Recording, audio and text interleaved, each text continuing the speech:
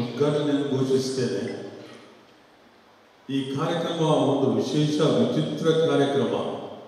ಮಹಿಳೆಯರಿಗೆ ಮಾತ್ರ, ಪುರುಷರಿಗೆ ಇಲ್ಲ. ನೀವು ಅನ್ಯಾಯ ಮಾಡ್ತಾ ಇದ್ದೀರಿ, ಪುರುಷರಿಗೆ ಅನ್ಯಾಯ ಮಾಡ್ತಾ ಇದ್ದೀರಿ. ಆದರೂ ಕೂಡ ಈ ಕಾರ್ಯಕ್ರಮಕ್ಕೆ ಮಹತ್ವ ಇದೆ. ನಾನು ಆಲೋಚನೆ ಮಾಡುವ ಪ್ರಕಾರ ಅಭಿವೃದ್ಧಿ ಆಗಬೇಕು ಅಂತಿದ್ರೆ ಅದು ಜನರಿಂದ ಆಗಬೇಕು. ಅಭಿವೃದ್ಧಿ ಜನರಿಗಾಗಿ, ಜನರಿಂದಲೇ, ಜನರೇ ಮಾಡಬೇಕು. ನಾವೇ ನಮ್ಮ ಅಭಿವೃದ್ಧಿ ಮಾಡೋದು. ನಮ್ಮ ಅಭಿವೃದ್ಧಿ ನಾವೇ ಮಾಡಬೇಕಾದ್ರೆ ನಾವು ಸಮರ್ಥರಾಗಿರ್ಬೇಕು. ನಮಗೆ ಶಕ್ತಿ ಇರಬೇಕು. ಶಕ್ತಿ ಇದ್ದಾಗ ಮಾತ್ರ ಅಭಿವೃದ್ಧಿ ಕಾರ್ಯಕ್ರಮದಲ್ಲಿ ನಾವು ತೊಡಗಿಸ್ಕೊಳ್ಬಹುದು, ಅಭಿವೃದ್ಧಿ ಮಾಡುತ್ತಾ ಹೋಗ್ಬೋದು. ನಾವು ಸಮರ್ಥರಾಗದೆ ಅಭಿವೃದ್ಧಿ ಇಲ್ಲ.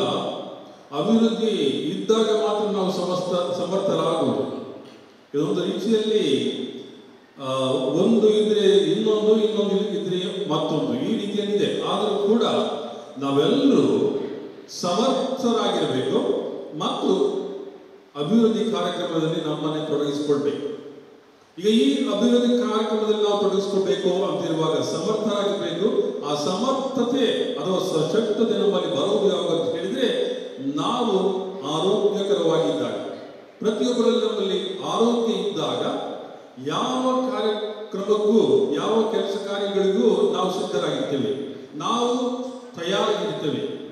ಯಾವಾಗ ನಮಗೆ ಆರೋಗ್ಯ ಇಲ್ಲ, ಯಾವುದನ್ನು ಮಾಡಲು ನಮ್ಮಿಂದ ಸಾಧ್ಯವಿಲ್ಲ, ನಮಗೆ ಶಕ್ತಿ ಇಲ್ಲ, ಮನಸ್ಸಿಲ್ಲ, ಆಯಾಸ ಇದೆ, ಈ ರೀತಿಯಲ್ಲಿ ಅಭಿವೃದ್ಧಿ ಕೆಲಸವನ್ನು ಮಾಡಲಿಕ್ಕೆ ಸಾಧ್ಯ ಇಲ್ಲ. ಹಾಗಿರುವಾಗ ಆರೋಗ್ಯ ನಮ್ಮ ಸಮರ್ಥತೆಯಲ್ಲಿ ಮಹತ್ವಕರ ಒಂದು ಪಾತ್ರವನ್ನು ವಹಿಸ್ತದೆ.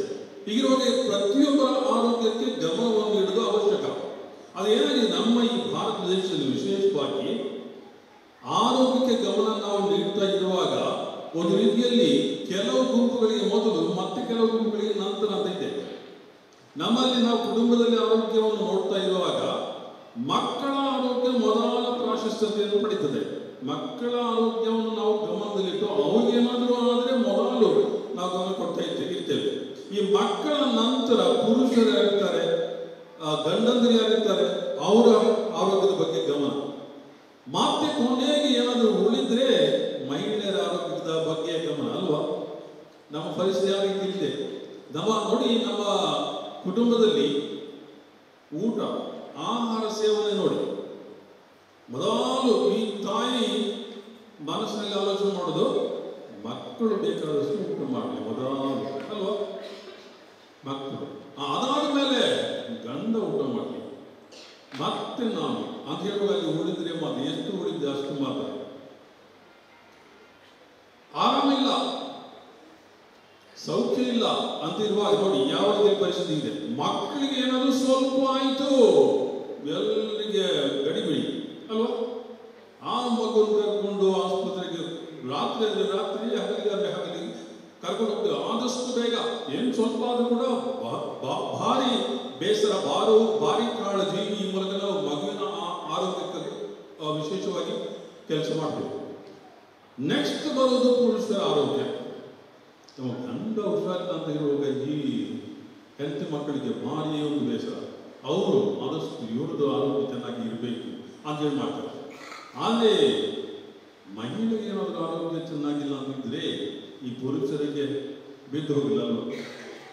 ಭಾರಿ ಕಷ್ಟ. ಬೋರ್ಡನ್ನು ಓದುವಲ್ಲ, ಡಾಕ್ಟರ್ ಮಾತಾಡುವಲ್ಲ ಅಲ್ವಾ? ಪುರುಷ ಹುಷಾರಿಲ್ಲದ್ರೆ ಮಹಿಳೆ ಕರ್ಕೊಂಡು ಹೋಗ್ತಾರೆ, ಆದರೆ ಮಹಿಳೆ ಹುಷಾರಿಲ್ಲದ್ರೆ ಅವರೇ ಹೋಗ್ಬೇಕು. ಅಥವಾ ಅದು ಬಲ್ಲದಲ್ಲ ಇಲ್ಲಿ ಕೊಡ್ಸಿ ಅಲ್ವಾ? ಈ ರೀತಿಯಲ್ಲಿ ನೋಡಿ, ಮಹಿಳೆಯ ಆರೋಗ್ಯಕ್ಕೆ ಗಮನ ನಮ್ಮ ಒಂದು ಪರಿಸ್ಥಿತಿಯಲ್ಲಿ, ನಮ್ಮ ಭಾರತ ದೇಶದಲ್ಲಿ ಕೊನೆಯ ಒಂದು ಆದ್ಯತೆ. ನಾವು ಅದಕ್ಕೆ ಆದ್ಯತೆ ನೀಡುವುದೇ ಇಲ್ಲ. ಅದೇನಾಗಿದೆ ನೋಡಿ, ಯಾವಾಗ ನಮ್ಮಲ್ಲಿ ಆರೋಗ್ಯ ಇಲ್ಲ ಆಗ ನಾವು ಅಭಿವೃದ್ಧಿ ಮಾಡಲಿಕ್ಕೆ ಸಾಧ್ಯ ಇಲ್ಲ ಅಂತ ನಾನು ಹೇಳಿದೆ. ಅದೇ ರೀತಿ ಯಾವಾಗ ಆರೋಗ್ಯ ಇಲ್ಲ, ನಮ್ಮ ದೇಹ ಸದೃಢವಾಗಿಲ್ಲ. ನಮ್ಮ ದೇಹ ಸದೃಢವಾಗಿಲ್ಲದ ಸಮಯದಲ್ಲಿ ಏನಾಗ್ತದೆ, ಇನ್ನು ನಾವು ಕ್ಷೀಣಿಸ್ತಾ ಹೋಗ್ತಾ ಇದ್ದೇವೆ.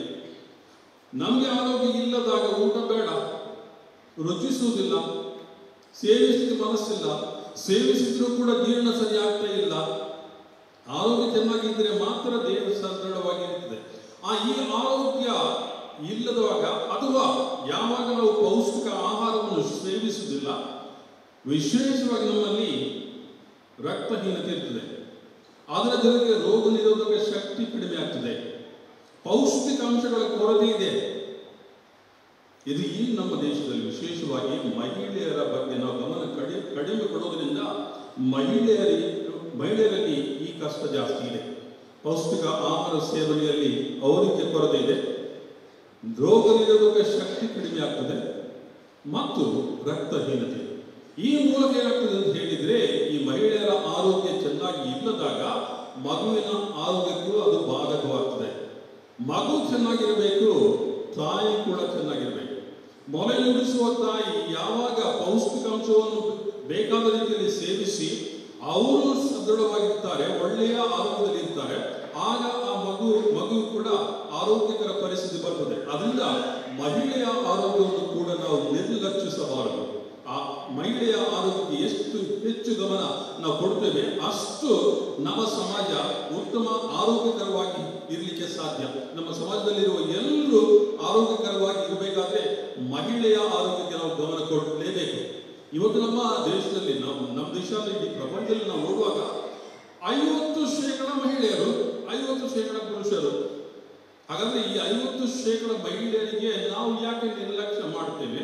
ಆ ನಿರ್ಲಕ್ಷ್ಯ ಮಾಡಿದ್ರಿಂದ ನಮಗೆ ಎಷ್ಟು ನಷ್ಟ ಆಗ್ತದೆ ಎಂಬುದರ ಬಗ್ಗೆ ಸ್ವಲ್ಪ ಗಮನ ಹರಿಸಿದ್ರೆ, ಇವತ್ತಿನಿಂದ ನಾವು ಪ್ರಾರಂಭಿಸಬೇಕು. ಮಹಿಳೆಯರ ಆರೋಗ್ಯಕ್ಕೆ ನಾವು ಪ್ರಥಮ ಪ್ರಾಶಸ್ತ್ಯ ನೀಡೋಣ ಮತ್ತು ಅವರ ಆರೋಗ್ಯ ಚೆನ್ನಾಗಿ ಇದ್ದಾಗ ಮಗುವಿನ ಆರೋಗ್ಯ ಚೆನ್ನಾಗಿರ್ತದೆ, ಪುರುಷರ ಆರೋಗ್ಯ ಕೂಡ ಚೆನ್ನಾಗಿರ್ಲಿಕ್ಕೆ ಸಾಧ್ಯ ಆಗ್ತದೆ. ಆದ್ರಿಂದ ಇವತ್ತು ನಮ್ಮ ಈ ಚಿಂತನೆಯನ್ನು ಬದಲಾಯಿಸಿ ಮೊದಲ ಆದ್ಯತೆ ಮಹಿಳೆಯರ ಆರೋಗ್ಯಕ್ಕೆ ಕೊಟ್ಟು ಆ ಮೂಲಕ ನಮ್ಮ ಸಮಾಜದ ಉದ್ಧಾರಕ್ಕೆ ನಾವು ದುಡಿಬೇಕು ಅಂತ ಹೇಳಿ ಈ ಶಿಬಿರದಲ್ಲಿ ನಾವು ಭಾಗವಹಿಸಿದಾಗ ಈ ರೀತಿಯ ಮನೋಭಾವ ನಾವು ಕಾಡಿಕೊಳ್ಳೋಣ. ಮತ್ತು ಇವತ್ತು ಪುರುಷರು ಬಂದಿಲ್ಲ, ನಾನು ಏನು ಮಾತಾಡಿದ್ದೆ ಅವರಿಗೆ ಹೇಳಿದ್ರೆ ಭಾರಿ ಒಳ್ಳೇದಿತ್ತು.